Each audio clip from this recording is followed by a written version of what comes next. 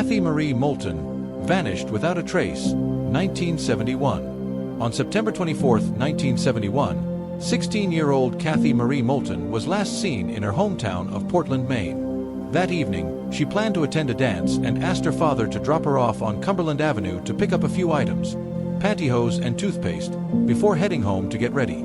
Earlier that day, Kathy stopped by a music store on Forest Avenue to visit a friend. She assured her friend they would meet at the dance later that night. Instead of heading straight home, she decided to walk about a mile and a half away. She was last seen walking down Forest Avenue, carrying a brown leather Mexican clutch purse, which contained her house key, 2 tubes of toothpaste, and a small amount of cash. When Kathy didn't return home by dinner time, her parents immediately knew something was wrong and reported her missing. Reports later surfaced of Kathy being seen in a stolen blue Cadillac with her friend Lester Everett. While it's unclear if she left with him voluntarily, witnesses claim that a few weeks after her disappearance, Kathy, Lester, and another man, Ronald Reed Purley, were spotted in a remote area of Aroostook County. A garage employee in Fort Fairfield recalled seeing Kathy with the 2 men when they stopped to buy tires for the Cadillac. The employee noted that Ronald appeared to be controlling Kathy, keeping his hand on the back of her neck as he led her to and from the bathroom. Later, witnesses on the Tobique Reserve in Canada reported seeing Kathy and Lester for a few days in September before the two began working at McBride's farm in Mars Hill, Maine. Kathy, distraught and fearful, repeatedly begged to go home, but Lester refused. A teenage girl who worked on the farm befriended Kathy and recalled how she would often cry, worried that her parents were looking for her. She also seemed deeply afraid of the other men on the farm. Lester eventually grew tired of Kathy's pleas to return home.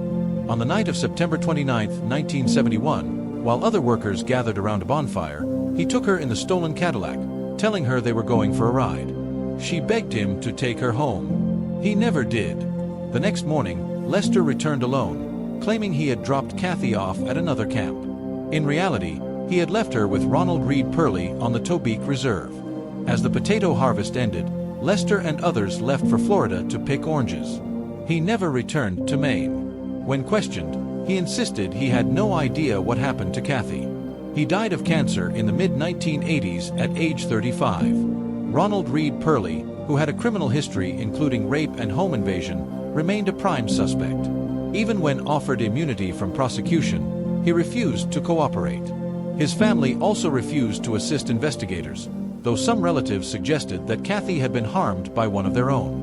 Authorities believe Kathy died on the Tobique Reserve before Thanksgiving 1971. However, there was never enough evidence to press charges or obtain warrants to search Ronald's family home. In 1983, a hunter claimed to have discovered a skeleton in the woods near Smyrna, Maine, surrounded by female clothing. Investigators suspected the remains could have been Kathy's, but the hunter was unable to locate the site again, and the bones were never recovered. Kathy, a junior at Deering High School, was described as a happy girl with no reason to run away. Her father passed away in 2017 without answers, but her mother still holds out hope for resolution. Mary Virginia Carpenter, The Mystery at Texas Women's University, 1948. On June 1, 1948, 21-year-old Mary Virginia Carpenter vanished in Denton, Texas. She had traveled 6 hours from her home in Texarkana, intending to enroll in summer courses at Texas Women's University. After arriving at the train station, she took a taxi to Brackenridge Hall, a campus dormitory. The driver, Edgar Ray Zachary, recalled dropping her off around 9:30 p.m. Before leaving, Mary handed him a ticket to pick up her trunk from the station the next day. As she exited the taxi, Mary approached 2 young men standing beside a yellow convertible. Edgar assumed they were friends and drove off. She never checked into her dorm. She was never seen or heard from again. Some of Mary's acquaintances speculated she had run off with a lover, but her family dismissed this idea. She had no reason to abandon them. Though she had recently broken off an engagement, she was excited to return to school and had no known enemies.